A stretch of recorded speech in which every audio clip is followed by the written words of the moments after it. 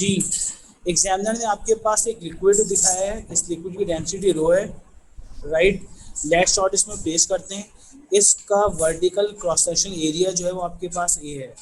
Examiner ने इस diagram की एक्सेलरेशन की इक्वेशन बता दी है, a is equals to minus a rho times g upon m. M जो है वो टोटल मास है ट्यूब का और उसके पार्टिकल का। वाई, पहला पार्ट है define S H M. S H M की डेफिनेशन क्या थी बताइए, what is the definition of S H M?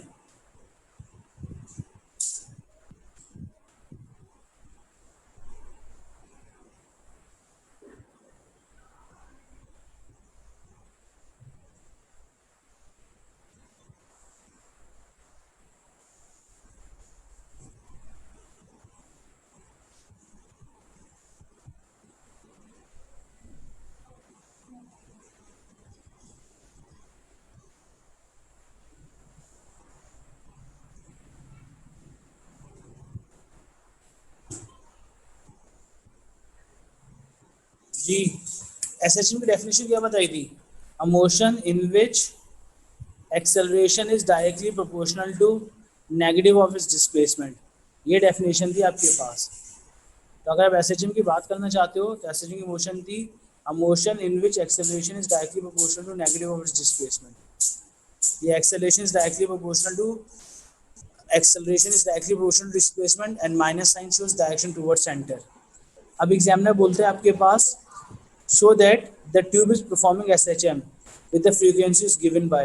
अगर ये ट्यूब SHM प्रोड्यूस कर रही है तो उसके लिए फ्रीक्वेंसी का फॉर्मूला ड्राइव करके बताओ कैसे करेंगे। हरी अब 2 मिनट दूंगा बस, 2 मिनट से ज़्यादा मैं खुद करा दूंगा। सोचिए, अगर ये tube S H M produce कर रही है तो एग्जामिनर बोलते हैं show that the frequency formula is 1/2 pi under root A rho g upon M. और ऊपर एग्जामिनर ने आपको इक्वेशन बता दी इस ट्यूब की, this is the equation of tube. ये किसकी इक्वेशन है? ट्यूब की इक्वेशन है ये, this is the equation of tube. कर सकते हैं, कराऊं? 2 मिनट दे रहा हूँ बस।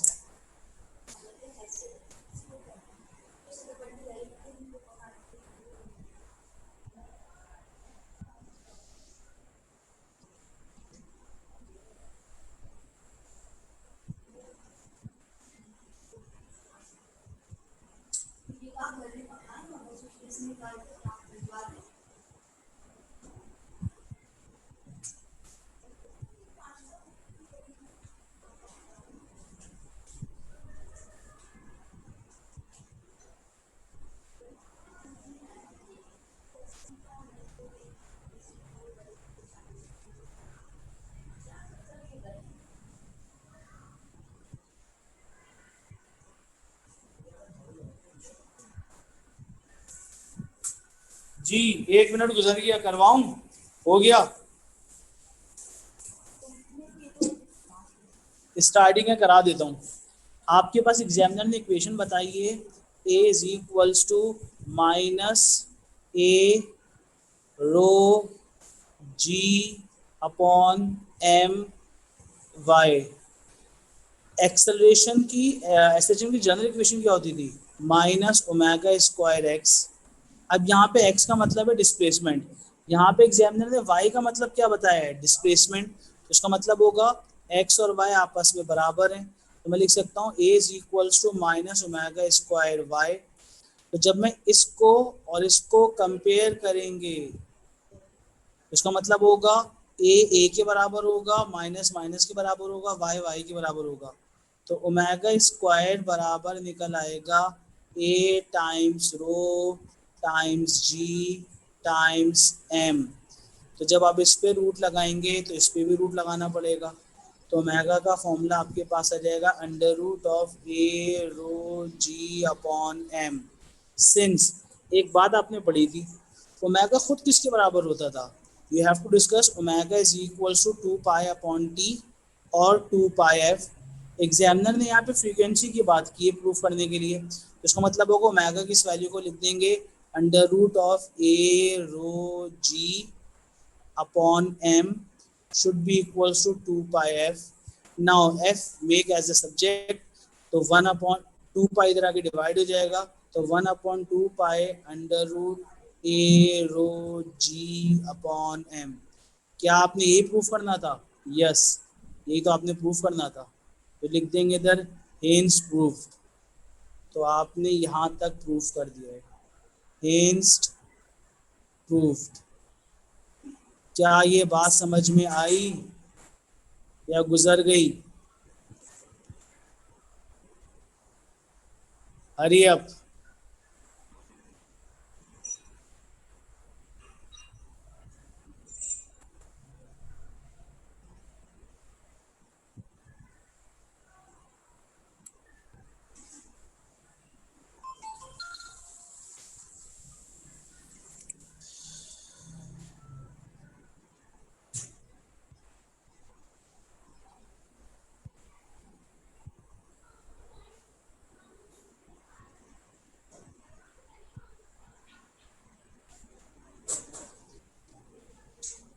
देखें हमदान एंड हसान, आपको एग्जामिनर ने इक्वेशन क्या दी थी?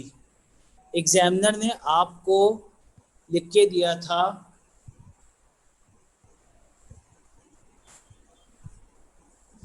एग्जामिनर ने लिख के दिया था अगर ये ट्यूब मूव कर रही है तो इसकी एक्सेलरेशन की एग्जामिनर ने इक्वेशन ये लिख के दी थी, a is equal to minus, ए का मतलब एरिया, रो का मतलब डेंसिटी, जी का मतलब ग्रेविटी, एम का मतलब मास और वाई का मतलब था डिस्प्लेसमेंट। पहले पार्ट में पूछा था एसएचएम को डिफाइन करो, तो एसएचएम में डेफिनेशन क्या बताई थी? A motion in which acceleration is directly proportional to negative of its displacement. उसके बाद एग्जामिनर ने बोला था ऊपर वाली इक्वेशन को देखो और show that the tube is performing S H M. अगर ये एस एच एम प्रोड्यूस कर रही हो तो फ्रीक्वेंसी के लिए फॉर्मूला होगा। ये बात आपने प्रूव कर दी थी। तो मैंने क्या लिखा, ऊपर वाली इक्वेशन मैंने साइड पे लिखी, ये देखें, a is equals to minus a rho g m into y. S H M की जनरल इक्वेशन क्या होती थी? A is equals to minus omega square x. X का मतलब मैंने क्या बताया था आपको? डिस्प्लेसमेंट। और यहाँ पे y का मतलब क्या लिखा हुआ है? डिस्प्लेसमेंट। उसका मतलब होगा x और y आपस में बराबर है, तो जब x और y आपस में बराबर होंगे तो मैं x की जगह पे y लिख सकता हूँ। तो a is equals to minus omega square y आ जाएगा। नाउ अब मैं इक्वेशन 1 और 2 को क्या कर रहा हूँ? कंपेयर। क्या कर रहा हूँ मैं? कंपेयर कर रहा हूँ। जब मैं कंपेयर करूँगा तो ए के बराबर होगा, माइनस माइनस के बराबर होगा, वाई के बराबर होगा। तो ओमेगा स्क्वायर किसके बराबर आ जाएगा? ए रो जी अपॉन एम के। तो मैंने लिख दिया ओमेगा स्क्वायर बराबर होगा a rho g upon m, taking root on both side. जब मैं दोनों साइड पे रूट लगाऊंगा तो ओमेगा बराबर हो जाएगा rho a under root of A rho g upon m. Now omega का अपना फॉर्मूला क्या होता था? 2 पाई एफ। इसका मतलब होगा इस ओमेगा की जगह पे आपने जो ऊपर फॉर्मूला प्रूफ किया था ए रो जी अपॉन एम लिख देंगे और यहाँ पे लिख देंगे 2 पाई एफ। उसका मतलब होगा जब मैं ओमेगा में लिखूंगा rho a g upon m under root is equal to 2 pi f. तो एफ के लिए फॉर्मूला बन जाएगा 1/2 पाई अंडर रूट ए रो जी अपॉन एम। तो 1/2 pi a rho g upon m show कर दिया।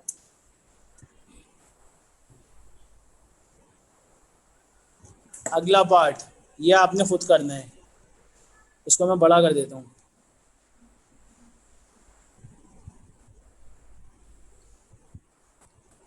2 मिनट दे रहा हूँ।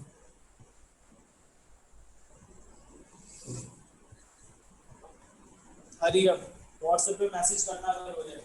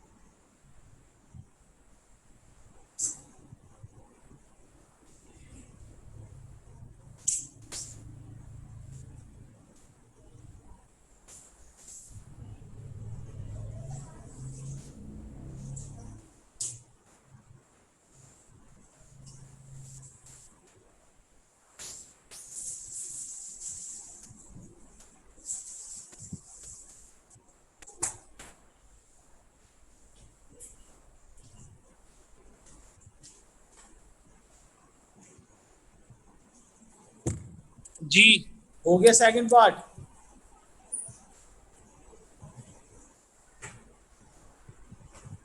देखिए सेकंड पार्ट में क्या गिवन है। सेकंड पार्ट में एग्जामिनर बोलता है the tube has the external diameter. Examiner ने एक्सटर्नल डायमीटर कितना बता दिया है, 2.4। 2 पॉइंट इधर लिखते चला जाता हूँ, डायमीटर इज 2.4 cm। एरिया का फॉर्मूला क्या होता था, पाई/4 d²। ये फॉर्मूला याद है आपको, एरिया का फॉर्मूला होता था पाई/4 d²। तो जब ये फॉर्मूला आपके पास है पाई/4 d², तो एरिया निकाल लेंगे हम। उसके बाद एग्जामिनर ने आपको डेंसिटी कितनी बताई है, डेंसिटी बताई है 950, राइट। मास कैलकुलेट करना था, और वाई एक्सिस पे होता था एम्पलीट्यूड। तो एम्पलीट्यूड कितना मार्क हुआ हुआ है, ग्राफ बड़ा करता हूँ मैं, 2। ये देखें, ये मार्क हुआ हुआ है 2। तो इसका मतलब होगा एम्पलीट्यूड जो वाई है वो आपके पास 2 cm है। तो निकालना क्या है, फ्रीक्वेंसी। आपने फ्रीक्वेंसी नहीं, मास निकालना है। फ्रीक्वेंसी का फॉर्मूला क्या ड्राइव किया था ऊपर आपने, नीरव, नीरव, फ्रीक्वेंसी का फॉर्मूला आपने पढ़ा था 1/2 पाए। ऊपर जो ड्राइव किया था वो ड्राइव किया था 1/2 पाए अंडर रूट रो ए रो जी अपॉन एम। इसका मतलब होगा टाइम पीरियड जो निकलेगा वो आपके पास एक वेव का कितना होगा। ये देखें, वेव यहाँ से स्टार्ट होकर यहाँ तक जा रही है, विच इज़ 0.6। तो टाइम पीरियड आ गया 0.6। तो फ्रीक्वेंसी बराबर होती थी 0.6 के 1 upon reciprocal of frequency.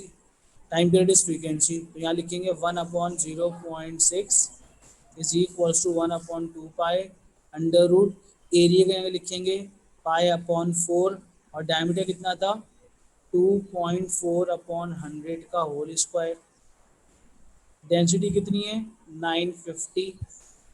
Gravity कितनी होती है 9.81 एंड डिवाइडेड बाय एम। अब आपने इस पूरे को सॉल्व करना है, मास बताना है कितना आएगा मास, बताइए।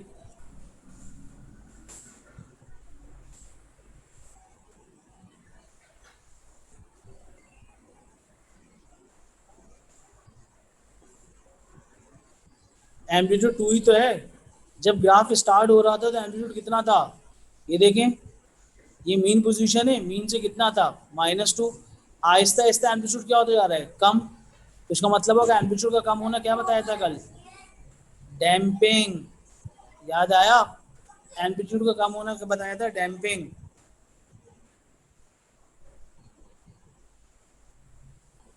तो स्टार्टिंग में एम्पलीट्यूड 2 था। suggest what feature of figure 4.2 indicate the oscillation is damped। ये देखिए रीजन, रिडक्शन ऑफ एम्पलीट्यूड। कौन सा फीचर बता रहा है कि डैम्पिंग हो रही है, एम्पलीट्यूड का कम होना। आई बात समझ में, सॉल्व करो इस पूरे को, मास की वैल्यू बताओ मुझे, एम कितना आ रहा है, हरी अब कितना आया एम।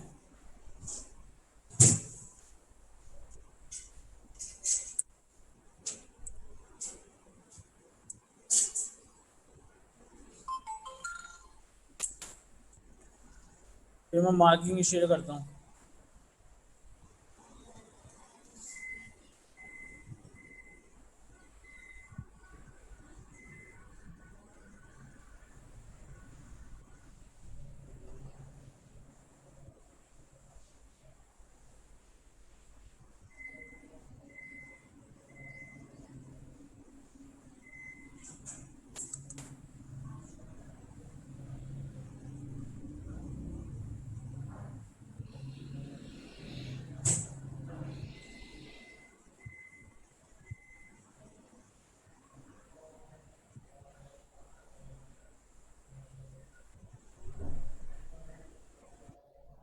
जी मास निकला आपके पास।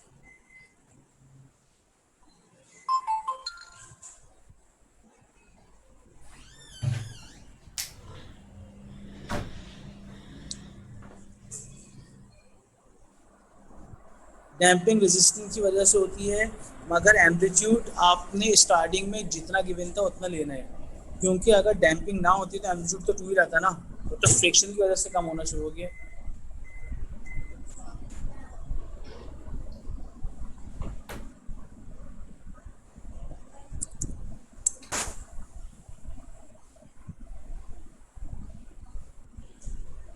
मास आना चाहिए 0.038, आना चाहिए 0.038। क्या ये आपका आंसर आ रहा है? 0.038, ये मार्किंग की का आंसर है। आपका क्या आ रहा है?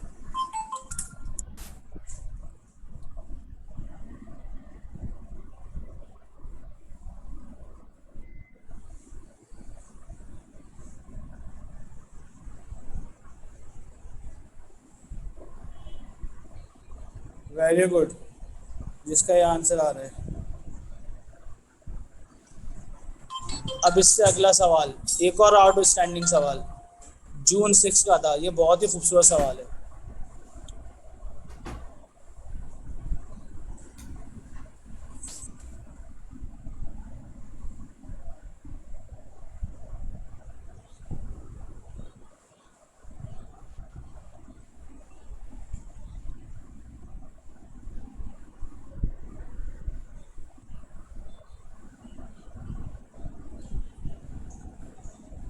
लो शामिल एक दो खिलाओ।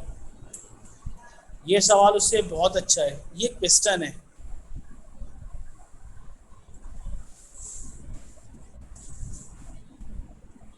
प्लेट में रख दो।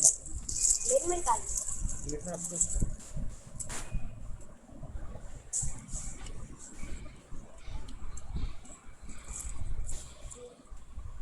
गरम नहीं है, निकाल दे, निकाल के जाना।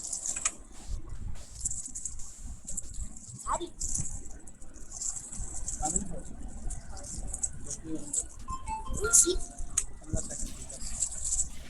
ये लो।